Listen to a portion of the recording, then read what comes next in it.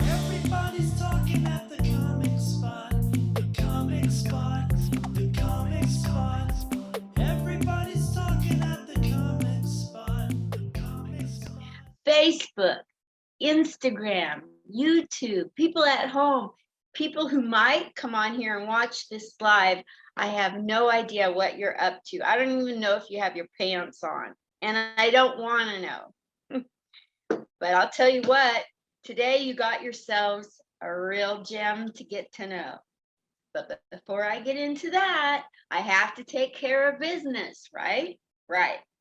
Well, this show is called Comic Spot. It's found on my YouTube channel, which is comedian Linda Marcus Smith. You can subscribe. I'll let you. Yeah. But this whole thing of interviewing comedians started at the beginning of the pandemic. Well, I started in Portland, Oregon, but we won't talk about that. So it started here in Vegas when I was living at Veterans Village and the pandemic hit. And I looked outside the first day and I was like, I'm depressed. Let me check in with Ms. Arkansas, Cynthia Rudd. And I Zoom called her. We were both depressed. By the time we got off the phone, we were laughing and happy. So I thought, well, let me just keep contacting comedians because I don't know if you know it, but we're prone to suicide and depression. And so I thought, well, I would just be like the modern day Gladys Kravitz, nosy neighbor checking on comedians. And here we are, 930 interviews into this checking on people's stuff. That's what it is. I care and I'm nosy. Turns out you guys are nosy too. I caught you. You've been watching these videos. Sometimes people come up to me and go, I've been watching your videos. I'm like, you are so nosy, like me. You want to get to know people when they don't know you're watching at home. Anyway, I have a couple sponsors to say hello to and thank you. I'm a military veteran, so if you speak English, it's because of me. Yeah, and I am a proud card-carrying member of the Veterans of Comedy, which is a Will C. Eric Knowles started kind of thing. Anytime you want to get anybody who used to serve our country, who is now serving up jokes, go to veteransofcomedy.com, look through all the comedians and hire me. I mean, hire somebody good. Sorry. I have to plug myself somewhere along the line, right? We'll see. Are we good, Eric Knowles? I got to throw in some humor somewhere. And the other sponsor I have is Dawn Reese here in Vegas. She has this living water thing. Just go find out about living water. I have not yet found out about it, but she's a sponsor. She gave me some free bottles of water. So shout out to her. Anytime you know any military or veterans that need these videos, tell me, and I'll send this stuff to them so that they can laugh. They're my joy. That's why I started doing comedy to make military laugh. In the meantime, I'm interviewing comedians. Life has turns. What can I say? Today, you guys, oh my gosh, we're getting to the good part, Bobby Stikx. Right. Yeah. All right. Yeah, today is like Halloween, a good one, a good Halloween. No outfits, just treats. You don't have to trick, just the treats. You get a treat, a free treat. This is interview number 930. Yeah. So today's guest is an up-and-coming local Vegas comedian named Bobby Stikx. He makes crowds. I can't read my own writing, Bobby. Oh. He makes crowds have a good time every time. That's what he said.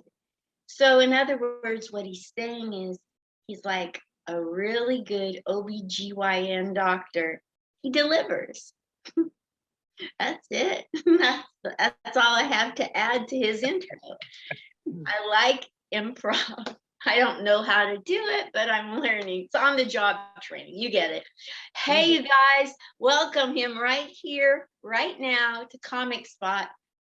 Bobby Stikx. Woohoo! Yo, what's happening now? How y'all doing out there? Good to meet everybody. Good to be a part of this interview. Good to know Linda Marcus Smith. And yeah, let's get into it. Let me know. What are we talking about? First, we're going to have a beautiful young lady enter the room and validate that you're a good person. I don't know where she went, but she was trying to come in here. It's your lady. Lee showed up and we were going to let her in, but here we go. She's there. Just taking a minute. She's in a car running errands and she's connecting to audio. So we want to let her say hello to her. She's coming in. Her video and her audio are not clicked yet, but she'll get it. There, her audio, and now is to click her microphone at the bottom of her screen, and we'll see her. She's beautiful, and she's my favorite waitress. Okay, you guys can't see me right now because I look a hot mess because I just got off of work, but I am here. No problem. So it's so nice. It's so nice to not see you. I know, right? I got a little haggard after I saw you at breakfast this morning. Got a little busy, so my hair is, I look a little crazy. Just a little bit, and windy. I'm so glad you're here because we were just doing the intro of Bobby Stikx, Bobby Batten, Bobby Stikx. And before we go into that, Lee, I'd like you to say what you know that you want people to know about Bobby Stikx and his comedy. Could you enlighten us from your closeness with Bobby? Absolutely. Bobby loves being social. Bobby loves making people laugh. He loves making people smile. And although his comedy journey is still fairly new, he's only been at it for about a year. He's very passionate about it. Like his passion and the moves that I see him making this early on just give me hope and like let me know like if this is where he is right now in the beginning and he's going this hard, he's going to do big things. And I'm really proud of him. Yeah. That's so cool. Bobby, what do you have to say about having a supportive lady in your life? A lot of comics don't. They don't, a lot of comics, they're just around. So with me, it definitely makes me want to go that much harder because, I'm out there doing great things. I'm out there trying to get into shows. I'm out there open micing. And then even though she can't go, she's supporting me, via Skype or via whatever situation she can support, she supports it. So, I really appreciate that. And I love Lee for doing that. That's really dope to me, That's so cool. Yeah. So I'm going to go ahead and go on into the interview portion, Lee, and you're welcome to stay right here in the room and listen. I love it. And you can laugh when he's funny or I'm funny. It's nice to have an audience. Absolutely. I'm here for you guys. Okay. Well, Bobby, we interrupted your intro. I did the introduction of you and then you were starting to talk, but Lee came in. So we wanted to do that in case she's in a hurry.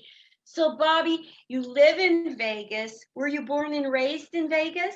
Yeah, man. I was born right here in Las Vegas, Nevada. Representative, there's not a lot of us here that are local natives, to be part of Vegas. All of our secrets are coming out of Lake Mead now. And it's crazy, to see what's happened in the desert. But yeah, I'm a local, I'm a native, and I love being here.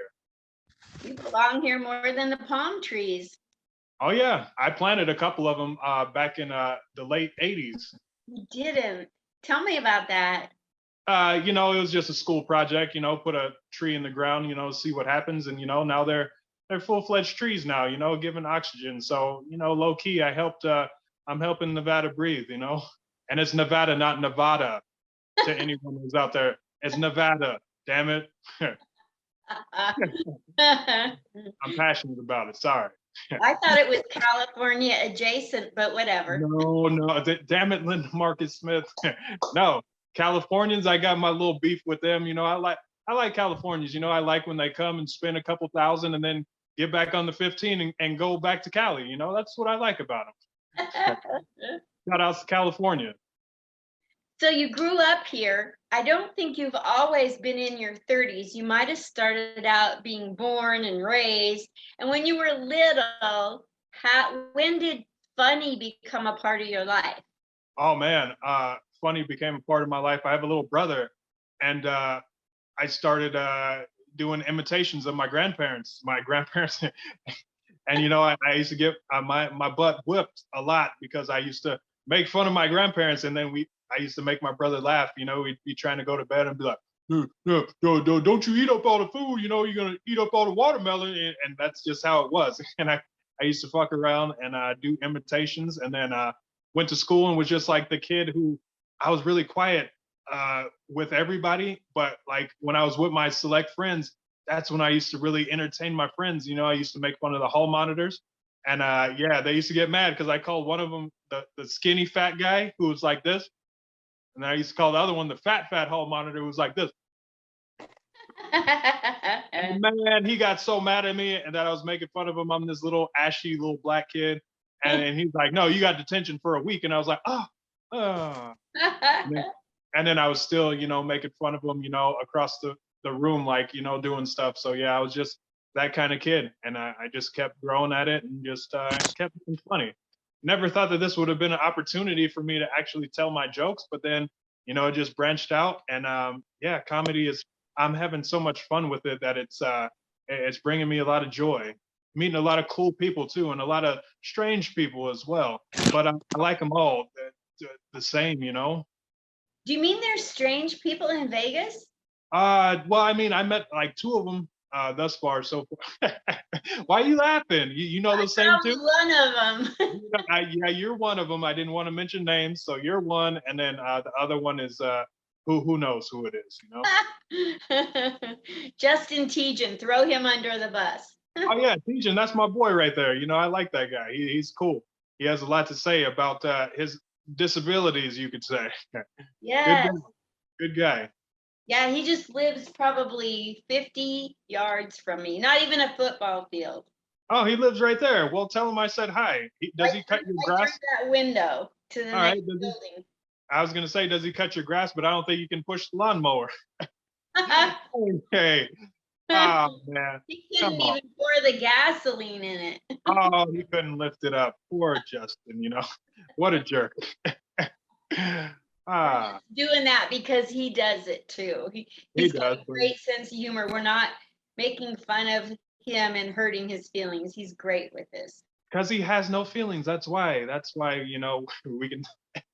It pays to be a narcissist, Yeah, this is true. This is what Facebook did to all of us. They made us all narcissists, and I live for likes. Why didn't you like that? I thought it was funny. That's where I'm at. Facebook is all about being narcissistic, Of How many course. friends can I get? What's on my mind? Or who's a bot and who's really trying to hack me. It's like, and it's hard to distinguish, That's why I don't take any new friends. No new friends. But if I know you, if I shook your hand at least once or twice, or know somebody that knows you, then okay, we could be friends, you know what I mean? But I'm just like, hey, is that really you? Yeah. You trying to hack me my information? Like, don't do that. I'm just trying to be cool. Well, you're in the present talking about your life in comedy now, and I'm going to keep going back to little Bobby Stikx, Bobby Batten. You grew up in Vegas, and you made fun of people and did impressions of other people and sounds. You probably made sounds and voices. So, did anybody in school encourage you to become funny? Or yeah, we used to sit at the lunchroom in high school, and it's called roasting in the black community. You'd be like, "Oh, nigga, that's why your head so big. You look like you look like you can whatever sink a boat if you headbutt it or whatever the case. Oh, nigga, you look like this and that." So we just started roasting each other, and that shit used to be so funny to me. And we just used to go back and forth and just make fun of each other. And the worse it got, the funnier it was, because just seeing like one of your homies just mad because, oh, you said that, I got one shoe bigger than the other shoe, and I walk like this here, you know what I mean? And it's just, and it was fun. So it was just encouraged. So I kept going, and kept doing that in high school, and it was fun. Some of my friends actually, he's doing really big things out there in Sacramento right now. Shout out to Mati Bush, if he's around. Shout out to Jeff Driscoll. Shout outs to all the homies in high school who knows what we used to get down, So it was a lot of fun to me. And So yeah, I your just friends went on to Sacramento? a couple of them, but this guy in particular, he went to Sacramento because he's a rapper. So he went out there, and now he has a real big career out there in Sacramento as a rapper. But he was like, I thought I was wanted to be a comic, but he said I'm too dope as a rapper. I was like, shout outs to you, Bush. So one of these days I'm gonna just sneak up and pop up on him at one of his shows and see if I can get the mic for a little bit.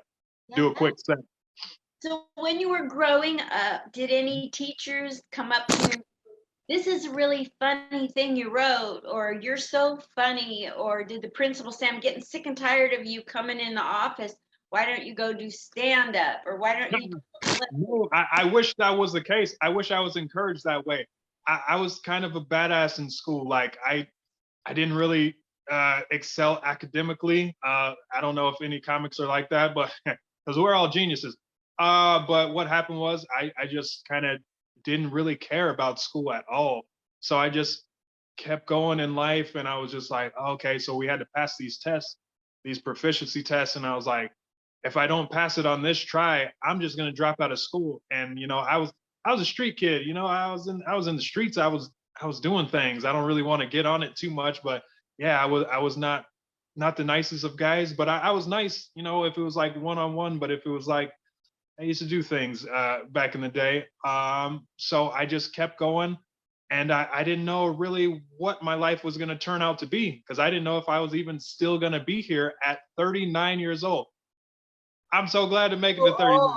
You're Yeah, so old. I am. I'm getting up there. I got a whole patch of gray hair on this side. I got them but I'm still fly as hell though. I'm still super fly with it, And you can agree, Linda Marcus Smith. You can agree. I remember the movie Superfly. You remember the movie Superfly, so yeah, I was kind of, I try to go after that. I always kind of dress something nice, even though I'm at the house. You don't know what's on underneath this. I could just have some briefs on, but I have pants on. I'm behaving. I just try to be super fly and charismatic in everything I do. Yes. So when was the first time you decided, why did you decide to face rejection of strangers when they're getting drunk in a nightclub and on a comedy club? What went wrong inside of your Abdullah Medulla oblongata. for you to face constant rejections and now being accused of offending people in order to make people laugh, which is I played football for a losing team, and I was just like, I got comfortable with losing at an early age. So it's like, hey, we lost another one. Great. I didn't care. So what happened was, just fast forward after high school, I went through like a traumatic brain surgery. I had a tumor in my head. I almost died like when I was 20 years old. So I did that, and I was in church in my 20s, like from my 20 years old until like 36-ish, right around there. So I didn't even cuss. I wasn't out there doing things. I was in the church, I was preaching, So what happened was after, I kind of stopped going to church and stuff like that, I started doing improv comedy. I was like, yeah, I think this will be fun right here, So in like 2019, I got up there with a group of people, and we just learned how to do improv. We learned these games. We learned all this fun stuff. So there's 3 sessions in it. So I went through improv 1, went through improv 2, and then guess what happened? COVID-19 happened, and it shut down everything. I was like, oh man, what am I gonna do now? This is right before I had a chance to get in front of an audience and people. I was like, man, I'm still funny though. Like, what am I supposed to do? So during COVID time, I was just like sitting at home trying to think, what the hell am I supposed to do with life now? What am I supposed to do? So then I heard about this place called, what was Billy Bob's place? Extreme Comedy Club. and it was 10 minutes away from my house. So I said, what the hell? I might as well go. I don't know any of these people over here. I met Sam Lundstedt. I met Tanner Tuttle. I met Billy Bob. I met all these cool people. And I got up there and I'm just like, well, it's my first time telling jokes. And I just talked about my dick for like so many times. It was crazy. And then there's like other people were just like, slow it down. What else you got? You know, so then I actually started writing. And then the jokes were just like, okay, and they were kind of crude at first, but I just kept going, kept building, kept listening to what other comics are talking about. And I just kept grinding. I was like, okay, now Billy Bob's place is closing down. Now what the hell do I do? And started hearing about other clubs, started seeing what other people are doing. Hey, let's hang out. I started getting numbers. I started networking, and then went to Wise Guys, went to 18 Bin, went to like a couple clubs, you know, around, and just having fun. And I was like, oh, this is cool. This is fucking hella cool. And I just started networking, because if anything about me, like I'm easy to talk to, but I want to talk to people that I don't know and see what kind of person you are, and just kind of hang out and get to know people, and then get opportunities like this, you know, so you just never know. Never know. You've always treated me with kit gloves. I mean, you just are so proper and so nice and so real, and everybody gets such a great vibe from being around you, and they come away feeling great.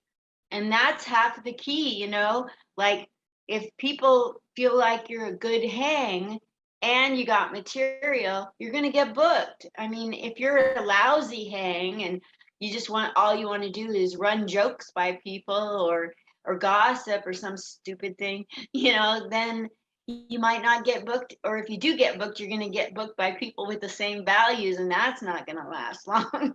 Yeah, and see, that's the crazy part. Like those people right there that just want to talk and be malicious towards people. I'm like, I don't really have time for that. Like, I'd rather be like, hey, what is your next show?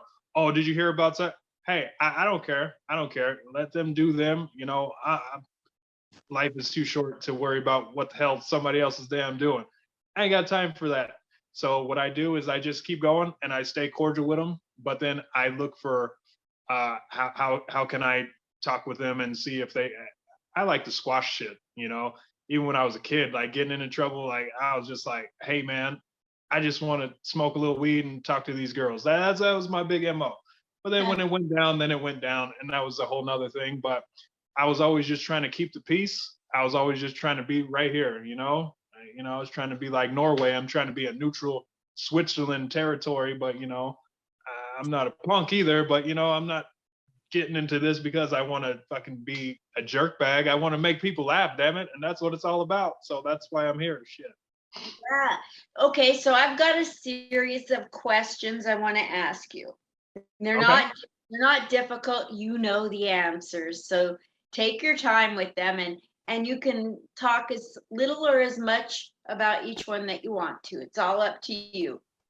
Sounds good. The first thing I feel like I need to ask you is, who's your favorite comedian who is no longer alive? Ooh, that's actually a good question. I would have to say, you know, Richard Pryor.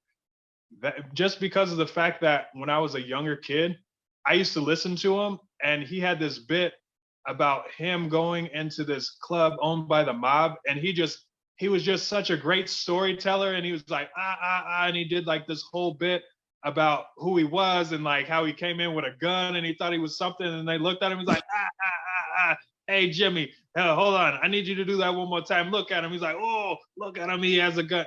And the guy he was a storyteller, and he was cool enough to let people know that he has flaws and that he's addicted to cocaine and that he has all these situations that was going on in his life, and he didn't hold his tongue. And I thought that was super dope, and I was just like, man, I would like to be able to do that one day, but who knows, like I wouldn't even had a passion or drive to do that. But now look at me, like all these, I don't know, 25 years later, I'm trying to go after that and just be transparent with people and be like, hey, I've been there. I've done a lot of stuff, you know, thus far. And let's talk about it. And let's see if you can relate with what the hell I'm talking about, you know? So yeah, I would have to say it'd be my guy Richard Pryor. Yeah. Super duper. Now, who is alive today and famous that you really look up to and get inspiration from? Okay, that's my guy right there. He did comedy. He turned around and did movies. He did a lot of stuff. That's my guy Martin Lawrence. Martin Lawrence, you so crazy. So I was a little kid, and I learned a lot from him. I was like this 10-year-old kid sneaking up late at night watching, him. You so crazy. I forgot how old I was, and I was like, whoa, what is busting a nut?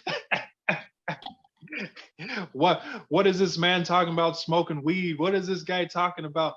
And I laughed so hard that I was just crying. I couldn't breathe.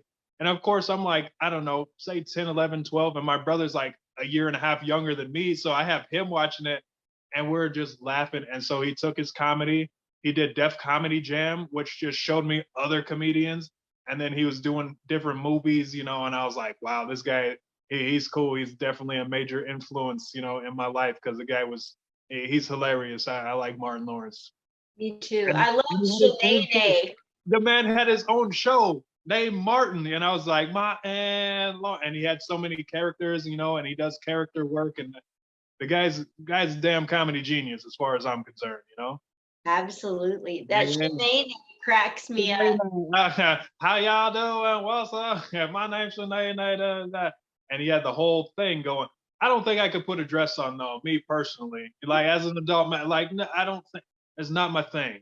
I may if I need to put on makeup to get rid of the glare or whatever, but putting on a whole ass dress and doing the Tyler Perry thing, it's a bit much for me. I mean, but that made that man, a star. So Yes. All right. So tell me, who is your favorite person in Vegas who has really inspired and helped you with some tips that you want to give a shout out to? Hey, shout out Carlos Anthony, man. What's up, man? I love him. You're one of my guys. You told me you're there since the beginning. And truth be told, he was the host when I was over there at Extreme Comedy Club, and he was one of the ones that kind of tell me to slow it down a little bit, get with the audience, see what they're talking about, and it was just like shout outs to Carlos Anthony, shout outs to Billy Bob, shout outs to AJ Rivera. That guy is dope, because he was just like, we started comedy at the same time. So that's like a brother in comedy. And I'm just meeting such cool Sam Lundstedt. Shout outs to you, Sammy. Dead ass, and he always liked how I dress, and he hit me up. He's like, hey, where'd you get this and that shirt at? He has some big shows coming up. So these are the guys that really have been I can't say the word influential. You know how to say it. What is it? What influential in my life? Like influenza, influential. Influential.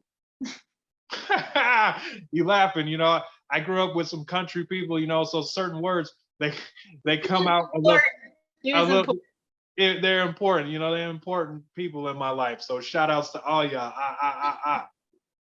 And you too, Linda Marcus Smith. I got you over there laughing too, because you're always just a sweet lady. I'm like, damn, you're out here on the grind. You could be doing 100 other things. Just hanging out, enjoying shit, and not worrying about being around a bunch of crazy drunken comics at times. But you're out there making moves. I remember there was a time that you had fell, and I'm like, oh my God, you're still out here. What the hell are you doing? I don't know. And you're just like, kind of like, woo, but I'm still here. So shout outs to you too.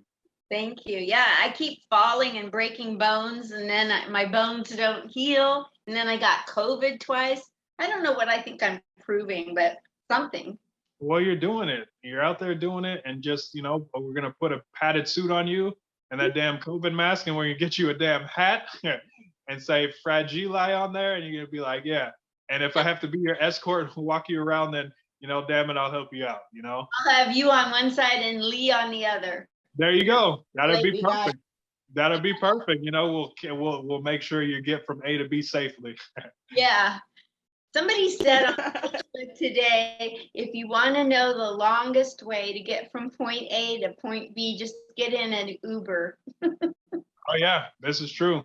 This is true. Sometimes Uber is a little sketchy, but I've only ridden in a couple of them, but I got pretty good vibes. But it was just like, I don't know about this. So People, we're gonna go back into your childhood. sure. How come are you so nice? Did you have a good upbringing? Did you have a grandmother that helped raise you? Why are Yeah, you I so did. I got a lot of ass whoopings when I was a kid. Not a lot of them about too many to remember. But yeah, they always taught me how to treat people better than I treat myself. I feel that I treat myself pretty good. But it's always good to and I was kind of part of the church for a long time. So I got Christ in me, even though sometimes the things that I say are a little crazy. Um, this is just how I am, and I just want to be cool across the board and just meet a bunch of cool people. So I just figure if I'm nice, if I'm a nice guy, then people understand. But I could be that guy too. I can turn up and be like, yo, what the fuck? No, sorry, I don't like to say fuck around you. But I can be like, but, twice with no problem at all? I don't know what you're saying. but I just, I can be that dude, but I just choose not to be that guy because it's like, what's the point? It's about comedy. It's about having fun, and some people are cutthroat and they're like, oh, well, this deal and then making this money. I don't want to let money be like the end all be all to why I'm in here telling these jokes. I just want people to have a good time when they're around me in particular, and I just like to be that type A personality that can blend with any crowd, I know that's just how I conduct myself. So, that's why, I throw these little stunner shades on, and be super fly and be like, haha, what's happening, y'all? And people You just have one brother. I do. Marky. Yeah, my little brother Marcus, he's Marcus now. He's grown. Punk ass monk. Like the name Marcus. Yeah, Marcus. Marcus Stones. Marcus Stones, his comedy name. So he said, well, I want to tell some jokes too. I was like, come on. And he got on a 10-minute set. And I was just like, you got 10 minutes worth of material? It took me so long to build up to that. He's like, yeah, I could do it. He got up there and he was just talking. I was like, make it funny, nigga. And then he was like, how much time do I have? 7 minutes. And then I just kept pushing him, and so he kept going and he talks himself out. So the second time he got up there, he went like 8 minutes. And now it wasn't like hilarious, but it was like, yo, this guy is really trying to do it. So his work is kind of hindering him. But shout outs to my little brother, Marcus Stones. I want him to get on the scene and to be one of the regulars like such as myself. So we want to work on some different. Vegas. Yeah, he is here in Vegas. We went through some major tragedies in our life. Me and that guy. My grandparents, my grandmother, grandfather, and mother died within like a 5-year span of each other. So it was just like one after another, and it was just kind of it was tragic. So at sometimes I get up on stage and it's an outlet. It's an outlet so I can release some of the shit that's in my head, and just do it in a way that I can other people can relate with. Have you thought of doing a comedy duo with your brother and calling it Sticks and Stones? Yeah, we were thinking about doing a podcast because he just came out with his name all of a sudden, and it was just kind of like, yeah. And we can definitely snap on each other and talk a little junk. So I think that would be fun. It's just a matter of getting our schedules in line and figuring out the best way to do it. But yeah, that would be awesome. I'd be down to do that. Absolutely. If you get a podcast going real soon, you can interview Tommy Chong. He can be your first interview. That'd be great because that guy, my brother works in a dispensary, showed him about marijuana. I showed him about marijuana when he was really young. I was young. I was in my like my early teens, like the first teen that you can be, 13. And it was crazy because I was just that guy. And then I got away from it for a long time. I'm still, I dabble, but I like my little, liquor here and there. So, that's my thing. But yeah, that's about it. So what's your goal to accomplish on stage and off stage before you get old like me and kick the bucket? Stop it. Well, before I get as Linus Marcus Smith old, I plan on just influencing people, getting to be a part of the Vegas comedy scene, so that my name could be tied to it. So getting to be a staple at maybe LA Comedy Club, maybe Delirious Bonkers. I met the guy, Dan Bernhardt, so I'm friends with him. Ron Coleman, he's another one. doing shows wherever I can. I would also like to do some sketch comedy. That's really what I'm trying to go after. So I'm trying to put the pieces together. It's hard to connect adults right now at this time. Everybody's working. Everybody's trying to has a life to live.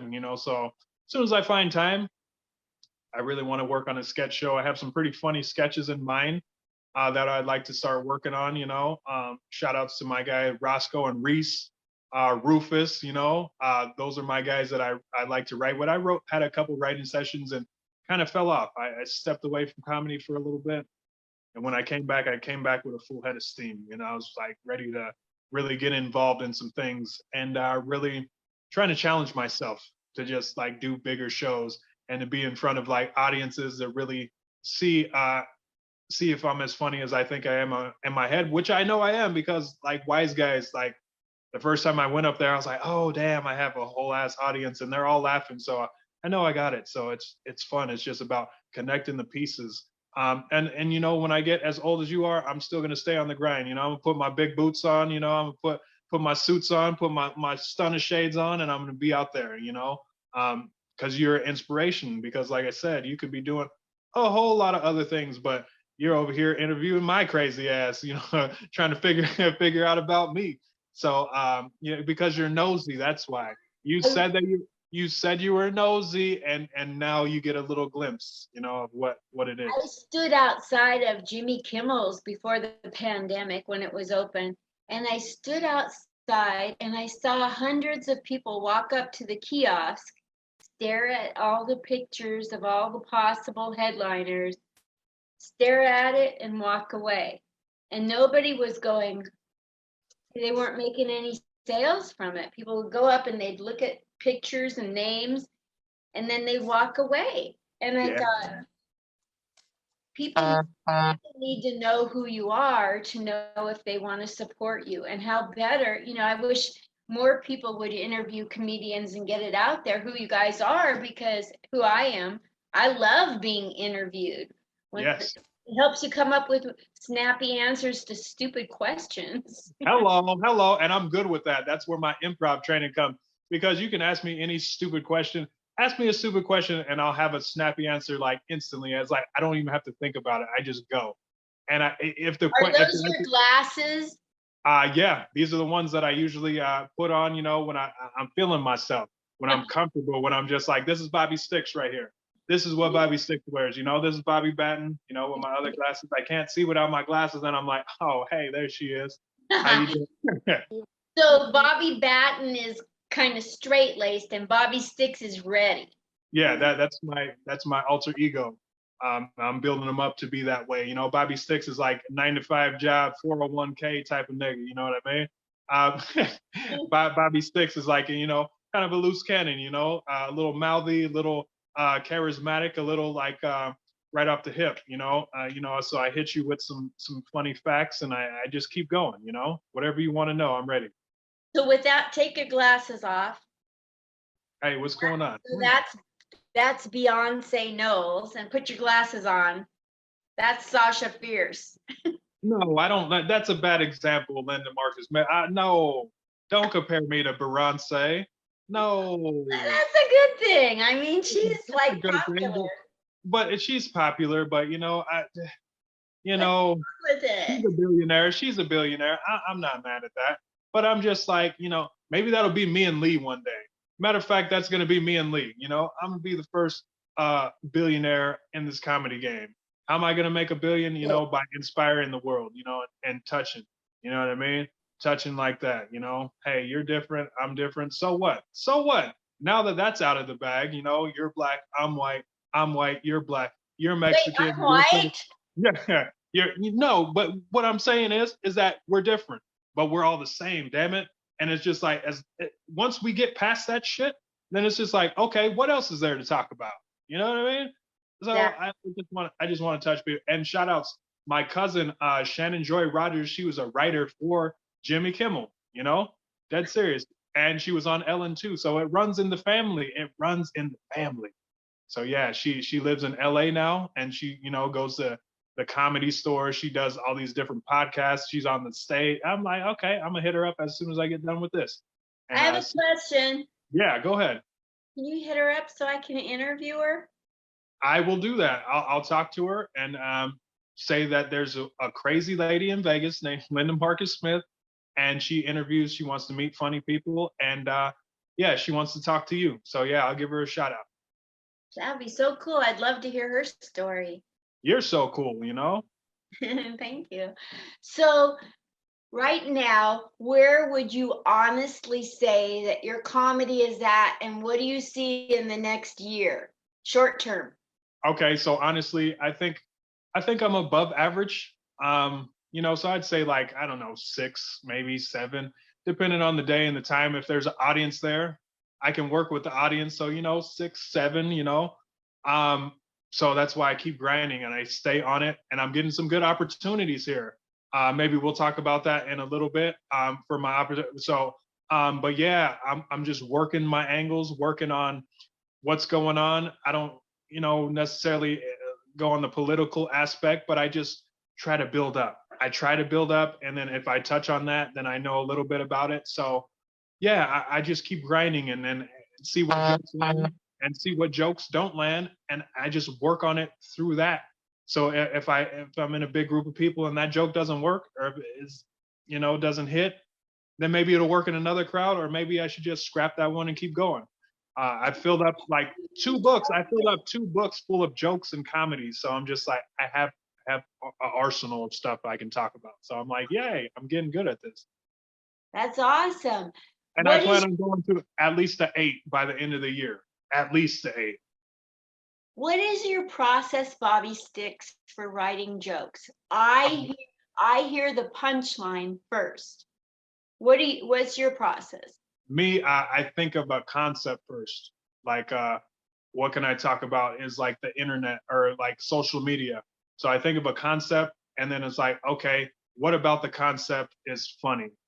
And then I keep kind of grinding on that aspect. And then I'm like, okay, the punchline is, I can say it's like the finish in sex, you know, it's like, that's the best part, but you have to build up to it. You know, you can't just get right into it. And then when I make the punchline, I'm like, oh, that one's going to kill, you know, and that's kind of my process on how I do things, you know, and it doesn't take a whole lot. Sometimes I just can go outside and just sit and look at people. I'm like, oh yeah, I'm going to talk about this person right here, you know, on their mannerisms or whatever the case is, or something crazy that I see. And then I'm like, okay, or even in the news topic or whatever it is. So yeah, that's kind of my process. So then I have like a notepad on my phone and I write down like a jump off point. Like my guy Sam Lundstedt would say, I have a jump off point, and then just kind of build from there. Yeah, that's how I do it. Super. Now, when you've done comedy and your material isn't you have a joke and it didn't work, and you have another joke and maybe it doesn't work, how do you adjust, or how do you read a room before you even go on? What are some tricks you've learned from other comedians and being on stage? You know what I do? It's odd. Like the biggest crowd that I go to right now is Wise Guys. So before the show, I'm like, hey, how you doing, Bobby Stikx? Da, da. And I like meet the crowd before I even like kind of get up on stage and kind of gauge the audience, see how all the other comics are doing. And I'm just like, I'm freelance, you know, I don't have like a clique. So I get a chance to meet everybody. And then so, like so when I know that these jokes aren't hitting, then I'll just start roasting myself. I'll be like, damn it, Bobby, you know, you're up here in front of these nice people and now you're being an asshole because you aren't making them laugh. So then and then that makes them laugh. And then I just start talking bad about myself and I just like do something and then I try to think of a joke that I can kind of segue into and I kind of keep it rolling. Because every joke is not gonna land. Yeah. All of them are gonna fail, but some of them are just mediocre. So some days you have a good night, some days you have a bad night, but all in all, you have to know how to work with the audience and stuff like that. I did a show on Wednesday, and I was literally like the last one to go up. I'm like, fuck, there's like 3 people here, and I've waited thus far. So he's like, you're gonna be the show closer. I'm like, ain't nobody here. Thanks a lot. So I'm like, okay, I was like the 4th one here, but you know, it's about pushing through, and it's about okay, you're not always gonna be the most popular, you're not always gonna be the most funny, but perseverance, like, but you're always gonna, if you just stick around long enough, you know, you'll get your shots and opportunities. So it's kind of how I deal with it, kind of roast myself. Nice. I never see you at a loss for words. No, whenever I've seen you on stage, you always have stuff ready to go. Oh yeah, I'm very prepared for what I talk about. Sometimes, it gets lost in translation, but then I always bring it back to like, okay, what's my point? What's my point? What's my punchlines? What's my jokes? My setups? And it's like sometimes I'm not a comedian. Sometimes I'm just a nigga that tells jokes. There's a difference. Joke, it's just right off the cuff. It's like, haha, I'm making fun of you, whatever the case is. I'm making fun of myself. But being a comic, that shit's a science. It's a sweet science like boxing. You can't just go in there and swing haymakers because you're gonna get tired. And it's like, oh shit, I have 10 minutes left and I said all my jokes. You have to get in there and you got to ease it in. You got to be like, yeah, baby, come in. Let me introduce myself. And then I'm just like, and then bam, hit them with one, bam, bam. And then people will remember you that way. You dig? Yes. You know what I've noticed lately, which is kind of weird. It used to be that people would love you to get up there and say something quick, like a quick premise and a quick punchline, and a quick premise and a punchline. Not necessarily one-liners, but back-to-back fast jokes. And now I'm noticing lately, since the pandemic, people love to be kept in suspense. Like Norm Macdonald used to do it like ad nauseum. But Yeah. people love it when they have to, you get a higher laugh if you just kind of drag it out a little bit, make them wait for it, and show yeah. that you have the confidence to tell a little bit longer. It. And when they finally get the punchline, they're like, "Oh, I get it." It builds the story. Norm Macdonald, he had a great bit about his wife being in the hospital, and I forgot how it went, but it's like you build up this story and you're like emotionally involved now. Why was your wife in the hospital? And he keeps going, and he like was having sex or something. It was funny. I have to remember it, but yeah, Norm Macdonald was a great storyteller, and rest well, Norm, rest well, because it's like he touched the world. He touched people, and he made them laugh. He made them think. He was in movies, and I used to watch his movies as a kid. I'm like, oh, this guy's all right, So it takes a lot of nerve to be a storyteller and to do it with slow delivery and a monotone voice like he did. Yeah, because he's always like, and then he just like he's like very observational, but he brings you in to his life because you have like a visual picture of like actually being there with this guy and like, oh, okay, this guy has something to tell me right now. So yeah, it's cool. Yeah. Well, as you progress in your comedy, what do you plan to do to help other people come along with their comedy? Oh yeah, definitely. If I see younger comedians and stuff, I just give them the pointers that I got, and I just like to help people. Seeing as I used to, be in the church and all that kind of stuff, and it was always good to uplift the next one coming up or the next one right next to you, or just like tell people. But sometimes you can't tell comics anything because they already know, and I've been But with myself, I learn, and I learn from my mistakes. I learn from teaching, and I learn how to build other people up. And you see it, and what's the best part about that is that when people really start listening to that and they start, changing up, or they really start taking this advice, it's like, wow, this person listened, this person's all right. And then it's just like, okay, cool. And then that inspires, me to kind of, be a more slick writer, or like more, so each one teach one. So yeah, that's kind of how I do. Like my brother, it's the same thing. Hey man, the guy's funny. He just needs to know how to deliver it, and I want to help him out. He's doing some good things. So yeah, definitely. Will you do me a favor and tell people where you're going to be performing? Yes, I have a couple good ones coming up. I actually am part of some book shows. Fitzy, shout outs to Sean Fitzsimmons. What's up, Fitzy? I'm going to be there the last Tuesday of next month. So I think that's the 26th, 28th, the last Tuesday at Artifice. That's going to be an awesome show. And also on 6/24, I'm going to be at the Dive Bar with Ryan Ryan Barraza's underwear show. I'm gonna be in my underwear telling jokes. All right. I went to the show yesterday, so if you want to come out and support, it's a rough little crowd over there.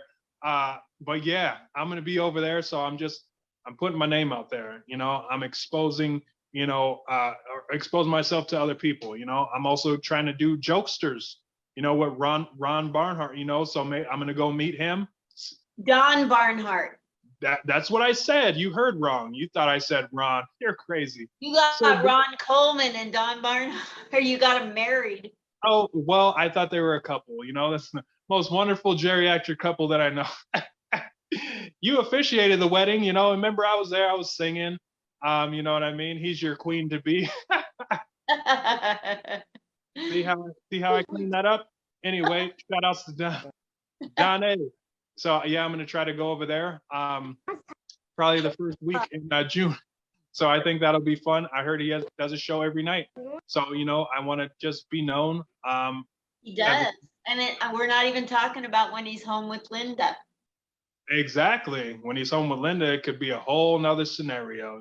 So it's gonna be a good situation. So I'm just excited. Canceled. And when this gets out, we're gonna both be canceled down at Ron Barnhart's. Oh, Ronnie B's. There's nobody funnier in comedy than Don Barnhart, and he's done so many military tours, and I adore him from top to bottom. Yeah, see, and I'm gonna go meet him. He said he put me on the guest list, so I'm just gonna go meet him. I may go over there tonight just because, I got the invite. I may go check him out and say, hey, what's going on, Donnie? And then maybe if he hears this, he'll be like, this guy. And, he'll know what kind of guy that I am. So just have fun. I got another serious question before we go. Okay. How many minutes of solid material do you presently have? On the real respectful thing, probably 12 minutes. 12 minutes. I've been working on my 10-minute sets, and they're coming along really good. I go to this dojo. I can't really disclose it right now, but if you hit me up, I will give you the information. It's just because the place that it's at doesn't have their entertainment license per se. So I can't say the name of the place, but it is definitely like, come on out. I got to give you the information so you can reach out to me on social media. But I definitely have a good solid 10 to 12 minutes, and I can stretch it out and possibly make it 15. Absolutely. And how far will you travel to do paid comedy right now? Oh yeah, I'll travel. I've got an opportunity to go to Utah, St. George, and do like a Jack Mormon show. And I was like, okay, with Shefflin Kelly. So I'm like, okay, I may pursue that. But then that's when I kind of stepped away a little bit. So I got to, because he does a lot of shows. I go to California. I'll go to Bangladesh if they let me. Well, maybe not Bangladesh, but I'll travel though, because I want to make the world laugh. So I just figure if I can go wherever, to tell jokes, and I think that'll be a great opportunity. But yeah, those are I would go. I would go and travel. Arizona too. Shout outs to Arizona. Yeah, it's super close. Well, I just want to encourage anyone watching who might be a booker or knows a booker, agent, a club owner, you name it, get the word out. This guy is so nice. He's a good hang. He's funny on stage. Book him, America. Get him on stage. Book me, America. I got something to tell you. Well, that's about all I had for you to answer. But here's what I want to throw at you. Okay. It's not a trick question. When you and your wonderful, beautiful lady friend Lee, who's here, are done today and you're talking, what would be one thing you wish you would have been asked, or one thing you wish you would have said that you'd like to say now before we stop? I just want to make sure that she's good. But the thing about me, like, I'm more concerned about other people.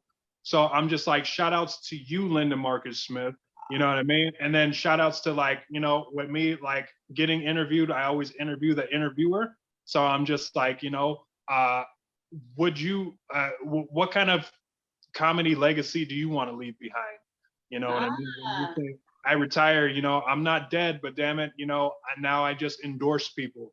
like what kind of legacy would you leave behind? And because you've done things for the troops, you've done things for other people, you've done things, just because you want to get out and do something, shit, you've been through injuries, you've been through different COVIDs and all this here kind of thing. Like, yeah, that's my question to you. Here's the thing that I'm working on. I'm not working on it very fast, but I'm working on it solid. So number one, I care most about the military and the veterans, active duty and those that have been in the military, to make them laugh and through laughter to help them heal from whatever they went through. So with that in mind, I'm writing a book, not very far. I hired somebody to write it, to give him the stuff, and he's going to beef it up. But he gave me a quote and he tripled the price, so I fired him like that. I don't got a problem firing him. Yeah.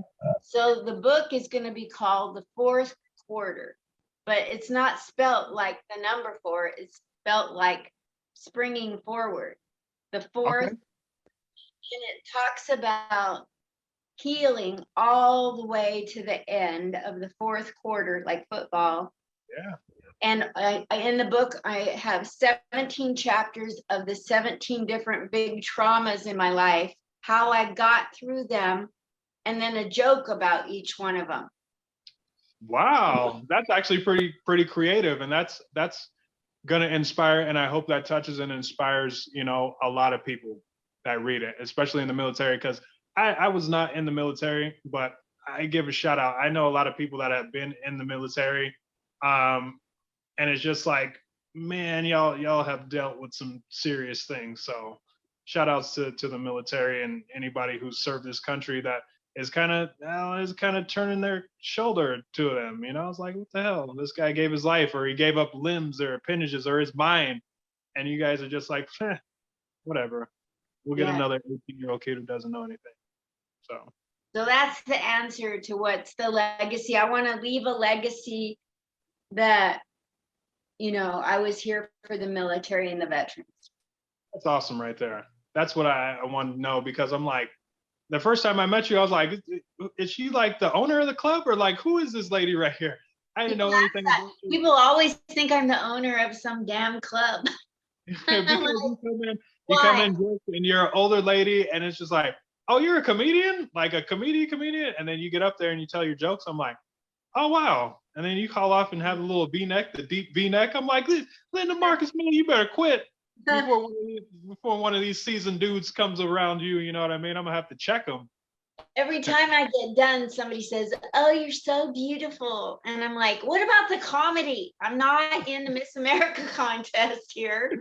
Like, how were my jokes, damn it? And that's the perception with the lady comic. They're like, oh, I look like this, but how's my fucking jokes? Yeah. I feel you on that one right there, and you're funny. You're funny. You got some good stuff, Thank you. Thank you so much. I appreciate your coming on and supporting my little show. And anytime you Sticks and Stones people want to have me on and interview me, I'd love that. And send me your cousin gal that's in LA that's been a writer for Jimmy Kimmel or whatever you said. Yeah, Jimmy Kimmel, Ellen. So she's doing some good things. So yeah, I will definitely shoot that inquiry to her right now. Thank you. And Miss Lee, thank you for being here and listening the whole time. What a supportive gal. Well, thank you guys for having me. I'm glad I was able to make it. Yeah, I can't. I love going to my favorite restaurant because Lee is a waitress there. Say where. And I'm telling you, I have seen a lot of waitresses in 71 years, a lot of waitresses. None as good, none get anywhere near the level of professionalism and expertise that Lee brings. So, yeah. Aww, that makes me feel so good. Thank you. Yeah, I love it. I love it when she's there and I'm like, oh, I don't see Lee here. Who's here today? Let's see. Okay, we'll do is a close second, I guess. That's because you're a lot, like you've gotten along better with them now. But at first, if I was not there, she was like, okay, neither am I. Bye. Well, I wanted them to give you more hours. You know, I was thinking, well, if I leave, I'm sure they'll give her more hours. Right. I don't know what I was thinking. Drive the point home. That's how you have to do it. You know, every once in a while I'll pop up on her. She only gives me 2 cups of coffee. She says she's trying to make sure my heart doesn't blow up. But you know, I like coffee. I like it. I'm Love that. addicted. Do you like Thank you. coffee I or you? take care of all of you. I don't let her have a whole bunch of seedy fruit. I don't let you have a whole bunch of coffee. I gotta make sure I take care of everybody. Well, thank you, baby.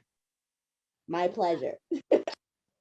One of the things I'm working on that you can both help me with is I'm trying to interview veterans, not just comedians. Aside from that, I want to do separate interviews of military and veterans and have their stories be a part of my legacy too, where they come on and just talk about what they went through in the military, how their family life is now, how the military has messed them over, whatever they want to say. Yeah. Okay. So if I run across some guy, because I know some people from my last job that used to be in the military. I don't know if I know anybody active, but yeah, I will definitely recommend. I will send them your way. Thank you so much.